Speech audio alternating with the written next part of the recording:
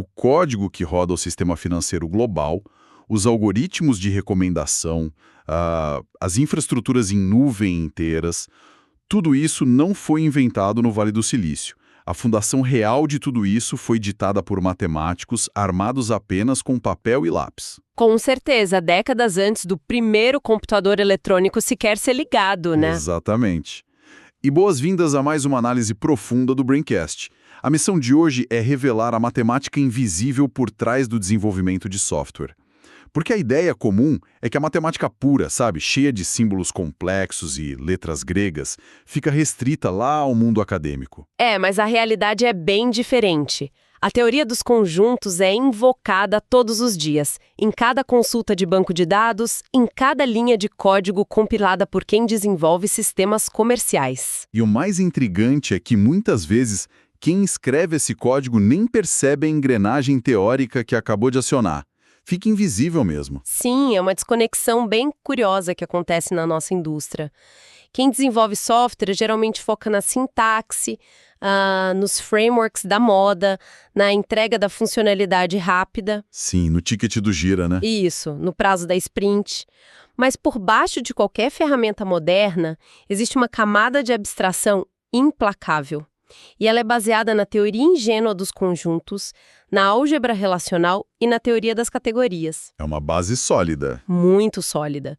E o que vamos fazer aqui hoje é conectar essa teoria crua e abstrata com o terminal, com a IDE e com os bancos de dados reais que, sustentam o mercado. Perfeito. Para construir essa ponte, a nossa pilha de materiais de base hoje inclui livros clássicos, temos aqui conceitos de sistemas de bancos de dados, teoria das categorias para programadores, teoria da computação e a própria teoria ingênua dos conjuntos. Uma biblioteca de peso. Nossa, sem dúvida. E o foco não é recitar definições acadêmicas de união e interseção que todo mundo aprende no ensino médio, mas sim entender como esses conceitos se metamorfosearam em arquiteturas de alta performance. Então, certo, vamos desempacotar isso. Vamos lá. O senso comum diz que dados precisam de ordem para serem úteis. Sim. Mas a matemática fundamental define um conjunto simplesmente como uma coleção de elementos, sem hierarquia, sem sequência nenhuma. Exato. A definição rigorosa não se importa com a posição. Eu gosto de pensar nisso inicialmente como um saco de itens soltos, sabe? A gente joga os dados lá dentro e pronto. Mas aqui entra uma barreira lógica para mim. Um saco caótico de itens não parece a base ideal para um sistema que precisa processar milhões de transações por segundo. Como um conceito tão rudimentar sustenta a engenharia moderna? O fascinante aqui é que a genialidade está exatamente na ausência de ordem. Pera, a falta de ordem é o que faz funcionar? É o superpoder da coisa toda. A literatura de sistemas de banco de dados estabelece uma divisão rigorosa entre o esquema lógico e a instância dos dados. O esquema é a planta baixa, as regras. Certo. E a entidade que armazena os dados, o que chamamos de tabela, é matematicamente definida como uma relação. E uma relação é, por definição absoluta, um conjunto de tuplas. E como vimos, conjuntos não têm ordem intrínseca. Então, a ordem de inserção não importa matematicamente. Nenhuma. Quando removemos a obrigatoriedade da ordem geométrica, o motor do banco de dados ganha liberdade total. Ele pode armazenar essas informações em múltiplos discos, distribuir o processamento em paralelo, recuperar a informação pela via mais rápida possível. Tudo isso sem se preocupar em manter a linha 5 sempre na mesma posição física. Nossa, isso exige uma quebra de paradigma gigantesca para quem está começando. Significa que aquela analogia clássica de ensinar banco de dados comparando tabelas com planilhas eletrônicas? Está conceitualmente errada desde o primeiro dia. Sim, totalmente errada. Porque em uma planilha, uma célula tem uma identidade geográfica fixa. Linha 5, coluna B. Se a linha 5 muda de lugar, a fórmula inteira quebra. Perfeitamente. Em um banco de dados relacional puro não existe linha 5. É literalmente uma piscina de pontos de dados não ordenados flutuando em um vácuo matemático. Uma piscina caótica. E o fato de uma ferramenta visual, tipo um cliente SQL, renderizar isso como uma grade retangular bonitinha na tela, é apenas uma ilusão de ótica projetada para confortar o cérebro humano, né? Uma ilusão de ótica muito bem sucedida, diga-se de passagem. E é justamente por conta dessa natureza fluida que o conceito de domínio se torna tão crítico na engenharia. Como assim, domínio? Bom, se os dados não têm endereço fixo, as regras sobre o que cada tupla contém precisam ser blindadas. O domínio de um atributo, ou seja, de uma coluna, é o conjunto restrito de valores permitidos. Ah, entendi. Nos textos base, eles usam o exemplo de uma relação de instrutores universitários. O atributo salário tem um domínio atômico, indivisível. O motor do banco de dados não enxerga dinheiro ali, ele enxerga um conjunto específico de valores numéricos aprovados para aquele espaço. Faz todo sentido. E como não há ordem espacial para identificar uma linha, a única forma de encontrar um dado específico nessa piscina é através de chaves matemáticas, certo? Conjuntos de atributos que garantem a unicidade daquela tupla. Exatamente. Sem as chaves, você só tem dados perdidos no espaço. Mas olha só, se os dados são apenas conjuntos flutuantes, a forma como a gente resgata isso não pode ser uma instrução simples do tipo vá até a gaveta 3 e pegue a pasta azul. Não, de forma alguma, não existe gaveta. Pois é, precisa ser um filtro matemático puro. E é aí que o material de base introduz a poderosa álgebra relacional. O que me fascina aqui é que muita gente escreve SQL diariamente, criando cláusulas super complexas, achando que está dando ordens passo a passo para a máquina. É a famosa visão imperativa da programação. Isso, mas a álgebra relacional é declarativa. Ela pega um ou mais conjuntos como entrada e produz um novo conjunto inédito como saída. Não é um roteiro de ações. É uma transformação de estado. E o SQL é apenas um açúcar sintático em cima dessa álgebra. Os textos detalham as operações primárias, como a seleção, que é representada pela letra grega sigma. A operação de filtrar linhas, né? Isso mesmo. A seleção varre o conjunto e extrai apenas as tuplas que satisfazem um predicado lógico. Matematicamente, é a raiz teórica da cláusula where. E as colunas? Aí entra a operação de projeção, representada por π. Ela corta o conjunto verticalmente, mantendo apenas certos atributos. É o select de colunas específicas que quem programa usa todo dia. E a grande mágica da engenharia de software ocorre porque a álgebra relacional possui propriedades matemáticas muito fortes. Como a comutatividade e a associatividade, certo? E é exatamente assim que os otimizadores de banco de dados modernos fazem milagres operacionais. Perfeito. Se a instrução é puramente matemática, a ordem dos fatores não altera o resultado do conjunto final. O motor do banco de dados, tipo um MySQL ou PostgreSQL da vida, ele olha para a query SQL e traduz isso de volta para a álgebra relacional original. E aí ele percebe que dá para inverter a ordem para economizar recurso. Exato. Ele percebe que matematicamente dá no mesmo fazer um filtro gigante de seleção antes ou depois de combinar as tabelas com um join. Mas em termos de memória RAM, fazer o filtro antes de combinar economiza gigabytes de espaço. É a diferença entre travar o servidor ou rodar em milissegundos. Com certeza. O otimizador reescreve a equação internamente, aplicando as propriedades algébricas e executa a versão mais barata para a CPU. A matemática trabalha a favor da infraestrutura silenciosamente. Silenciosamente de forma brilhante. E a complexidade escala rapidamente quando precisamos combinar conjuntos diferentes. A álgebra permite operações clássicas de teoria dos conjuntos, como união, diferença e o temido produto cartesiano. Temido com razão. Sim, porque a matemática impõe limites severos. Para unir dois conjuntos como operação e união, eles precisam ter compatibilidade de união. Ou seja, a mesma estrutura lógica de colunas. Isso. O esquema precisa ser idêntico. Uma intersecção entre uma tabela de usuários e uma tabela de produtos falha logicamente porque os atributos não batem. É como tentar somar maçãs com parafusos. E o produto cartesiano é o melhor exemplo de como a matemática não perdoa a falta de atenção no código, né? Pegamos o conjunto A, pegamos o conjunto B e combinamos cada elemento de A com absolutamente cada elemento de B. Uma explosão combinatória. Nossa, sim! Quem escreve consultas já deve ter vivido o pesadelo de esquecer de colocar a condição de filtro num join. O banco de dados não tenta adivinhar o que a pessoa queria. Ele simplesmente obedece à teoria da computação e faz um produto cartesiano completo. Ele cumpre a equação. E, de repente, uma tabela inofensiva de 1.000 clientes multiplicada por uma tabela de 10.000 registros de compras gera instantaneamente 10 milhões de linhas em memória, derrubando o servidor em produção. A máquina não errou, ela aplicou a teoria dos conjuntos à risca. Uma aplicação letal da teoria e existe outro detalhe prático derivado dessa abstração geométrica que é muito interessante. O que acontece quando combinamos relações, digamos, num left join, entre departamentos e funcionários, e um funcionário específico ainda não foi alocado a nenhum departamento? Fica um buraco na tabela de resultados. Exato. Mas a álgebra relacional exige que a relação de saída seja estruturalmente perfeita.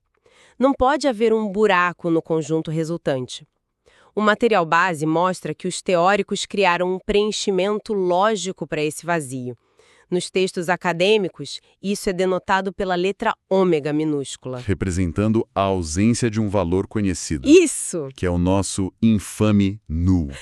É incrível pensar nisso. A dor de cabeça diária com as null pointer exceptions em diversas linguagens de programação nasceu de uma exigência puramente algébrica. Sim, a necessidade de manter a integridade visual e estrutural de um conjunto de tuplas. Então o null não é um erro de design do sistema operacional ou da linguagem. É um remendo matemático para garantir que a saída de uma operação de conjuntos continue sendo um conjunto válido e retangular. É um mal necessário, por assim dizer. A presença do null exige uma lógica ternária no processamento, o que complica bastante a execução das consultas. Fica verdadeiro, falso e desconhecido. Fica bem mais difícil de avaliar. Fica. Mas preserva a consistência matemática da álgebra.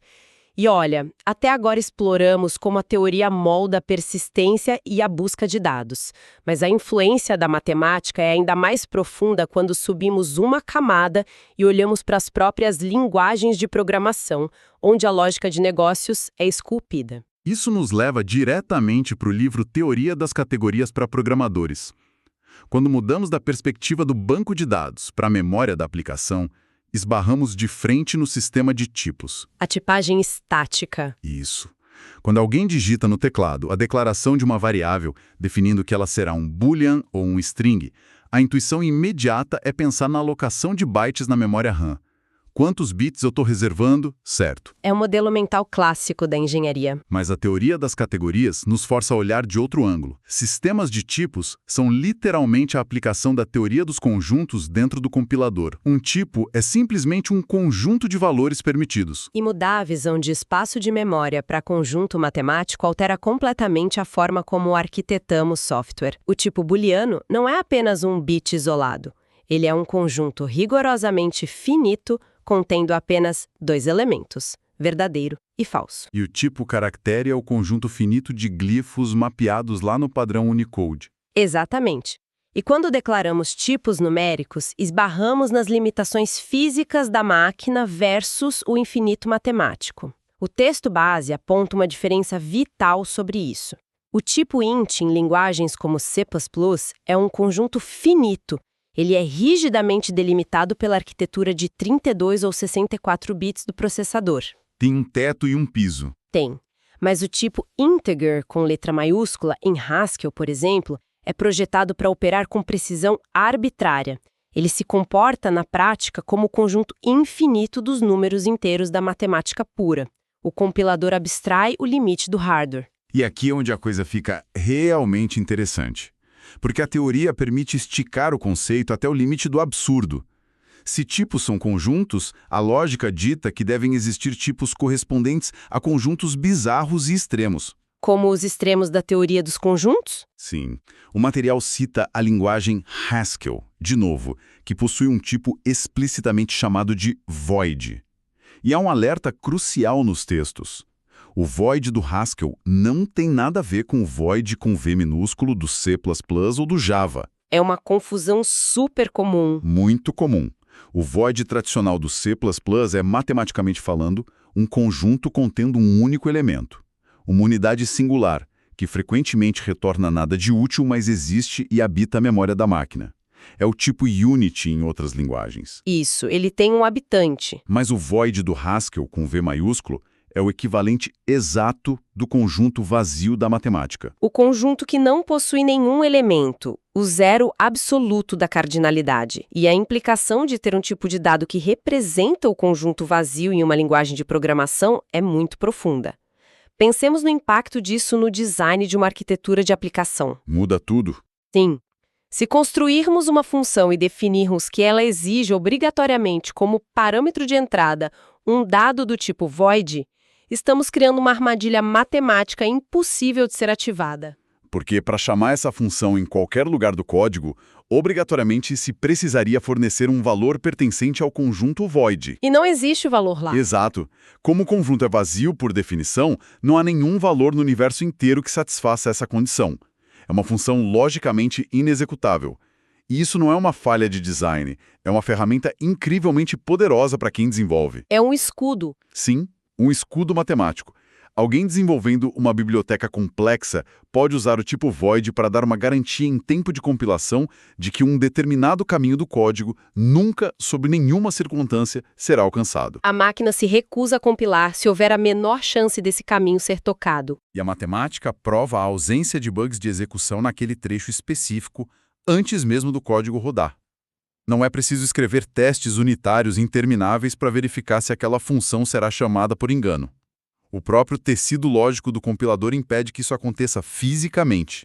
Se conectarmos isso ao quadro geral, essa garantia absurda só é possível porque as funções no código obedecem rigidamente às regras matemáticas estabelecidas na teoria da computação, o que, aliás, nos leva ao último bloco de conceito do nosso material. A definição matemática de função, né? Isso. Rigorosamente falando, uma função no código de um software moderno não é apenas um bloco de instruções imperativas. Ela é um mapeamento entre conjuntos. A função estabelece uma ponte direcional entre um conjunto de entradas possíveis, chamado de domínio, e um conjunto de saídas. Que é conhecido como imagem ou contradomínio, certo? Perfeito.